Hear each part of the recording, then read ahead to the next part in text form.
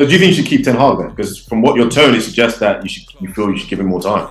I'll be honest, yeah, I think we should, especially because there's no one else out there.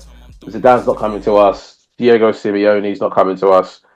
There is no elite manager out there that will be coming to United. So, yeah, unfortunately, guys, you stick with Erik for, well, this will be his third season now. His third season. So you give him until the end of his third season, his fourth maybe, and then we assess him at the end of that.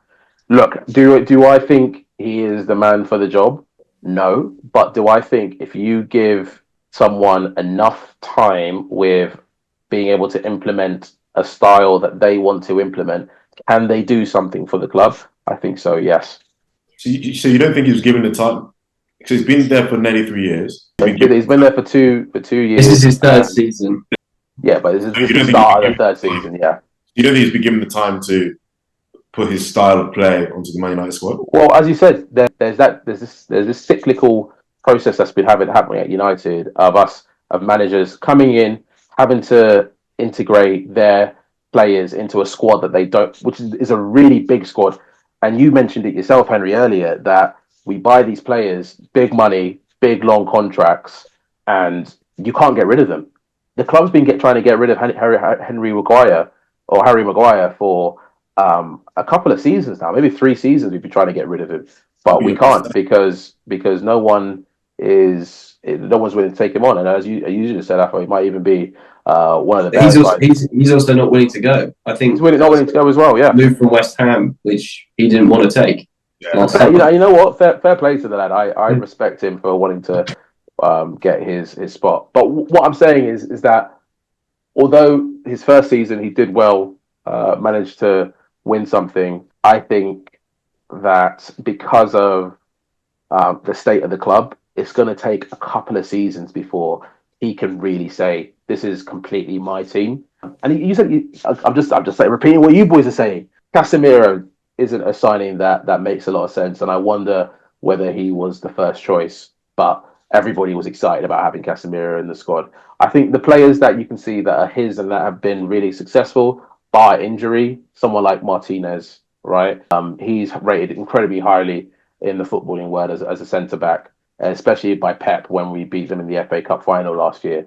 So I think getting more players like that, and look, I don't like his overall recruitment because he's tried to raid the Dutch league, and I just don't think that is a good breeding zone for talent coming into the Premier League. I just don't think it is.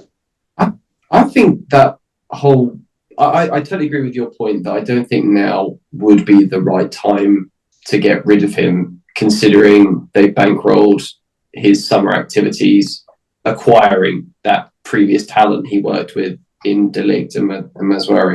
And I think you do have to. I think this third season is that difficult third element. You have this. This is it. This is his last chance. He needs to prove value here, and he's got the best chance to do it because he's working with players that he has previously worked with. But I think the numbers from last season, and to Afo's point, some of the stuff he was coming out with, especially anchored towards Arsenal and being upset about offsides, which he wouldn't let go. I genuinely don't think he's a good coach.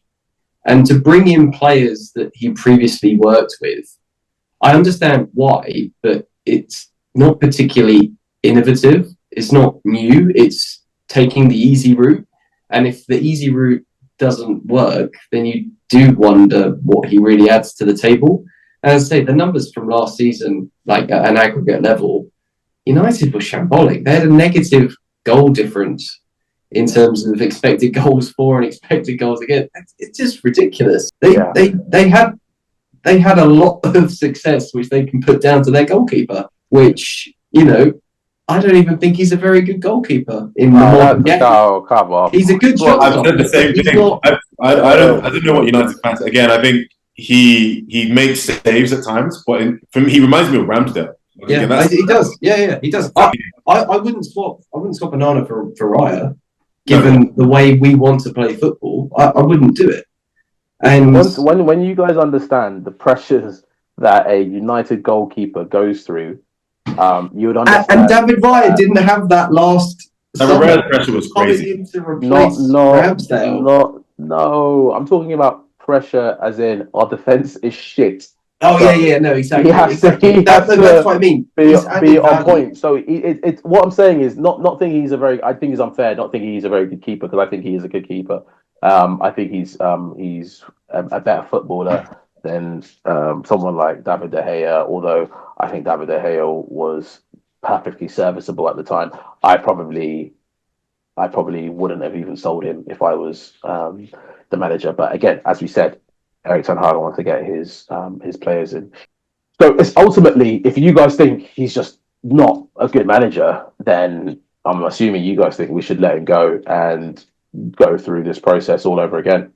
You've got to give him this season. That's unless you have a really, really terrible run where you have to really start questioning, well, what are we going to get out of this season?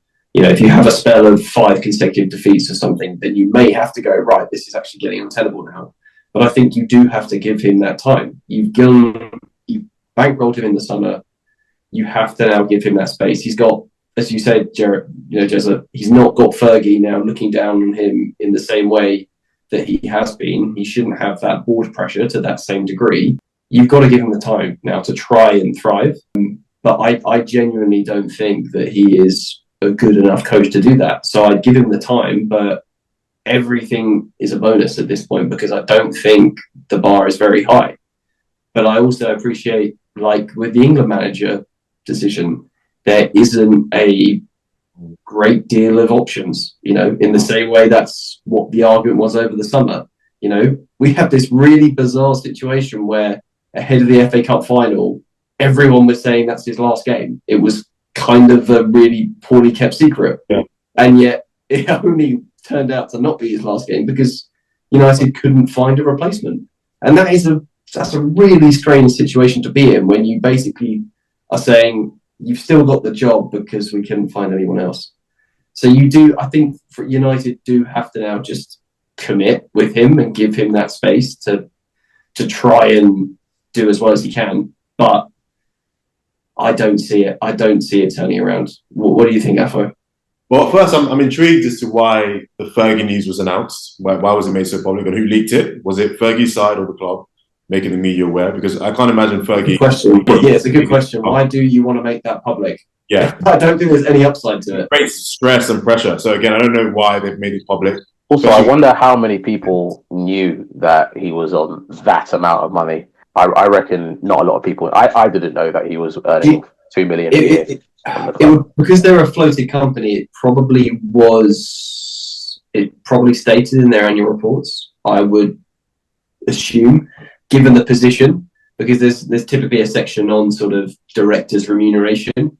Right. I would assume that you might be able to find some figure attributed in those reports. But to the point around it, the news becoming public, I don't think that would have been a decision they would have wanted to make. Yeah, it's not in anyone's favour. Again, it doesn't help the manager, doesn't help the club. And if anything, it creates more pressure from the fans as well.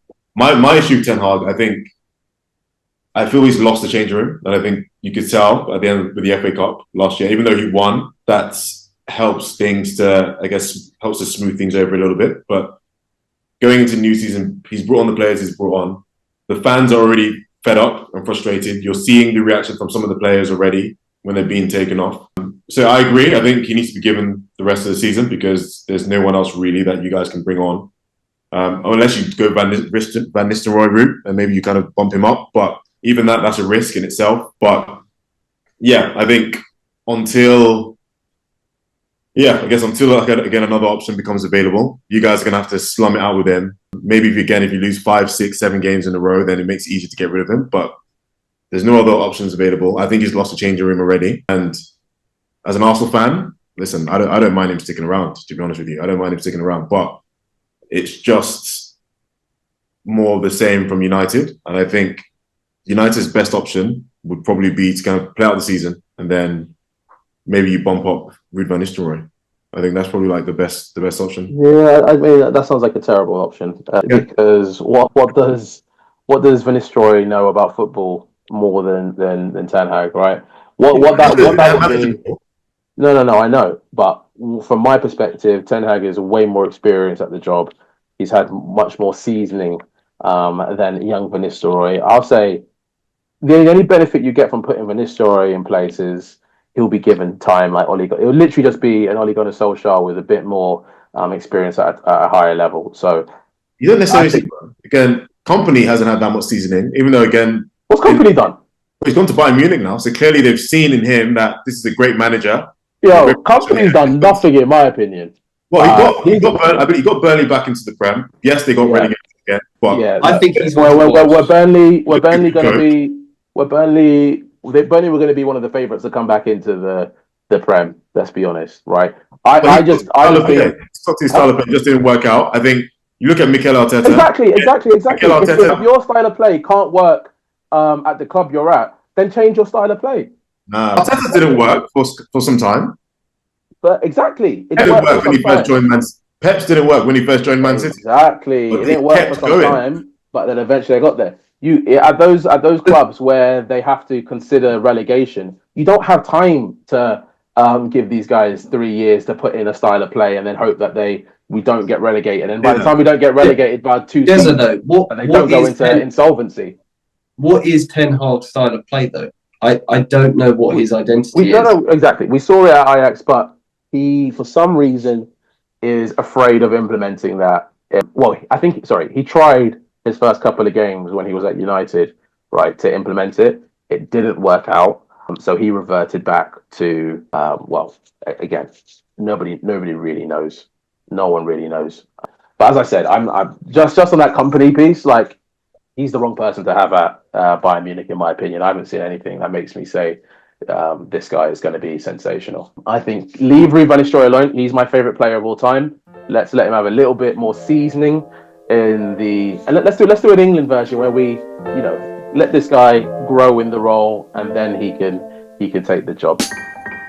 I'm a different type of rock star. I got class and I got Henny overflowing up my shot glass. And yeah, I know I'm not a keeper, but can you be my mama's seater by the time I'm done with